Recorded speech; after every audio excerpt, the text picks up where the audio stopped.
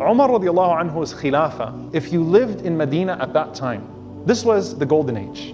This was the time where you knew justice was being upheld internally, where you knew that Islam was spreading around the world, where you saw the khair, the good coming back to Medina, Medina becoming a center of knowledge, unlike no other center in the world. All of these things are happening, the development of the awqaf, the development of the endowments, everything the Prophet ﷺ talked about that would come to pass in terms of good is happening in the khilafah of Umar ibn al-Khattab radiallahu ta'ala anhu. One day, he stands up and he says, who amongst you remembers what the Prophet ﷺ told us about al-fitan, about the trials and tribulations? And Hudayfa radiallahu ta'ala anhu, he said, I remember exactly what the Prophet ﷺ said about al-fitan, what he said about the tribulations. He said that that's bold of you to say that, so what did he say?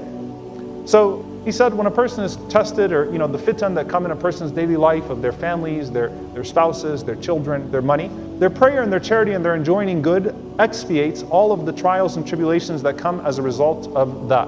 He said, that's not what I'm asking you about, O Hudayfa. He said, I'm talking about the fitan, the trials and tribulations that the Prophet ﷺ talked about that would hit the ummah like wave after wave after wave after wave. I'm talking about the heavy fitan, those trials and tribulations that the Prophet ﷺ talked about. And he said to him, you don't have to worry about it, O Amir al-Mu'mineen. There's a closed door between you and all of that fitna. SubhanAllah, you are a closed door, or there is a door between you and the fitna, O Amir al-Mu'mineen. Umar radiallahu anhu said, will the door be broken or will the door be open? I said to him, rather the door will be broken.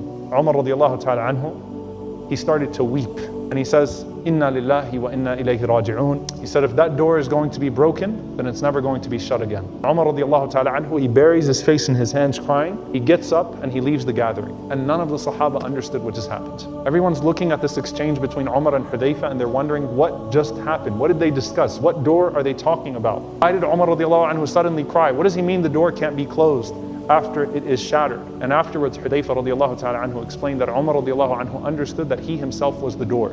And what Umar was asking was he going to die or was he going to be killed? And so the door being broken means that he is going to be killed. And Umar radiallahu ta'ala anhu understands that that is going to set a wave of tribulations, of fitan, that he was a barrier between the ummah and that fitan.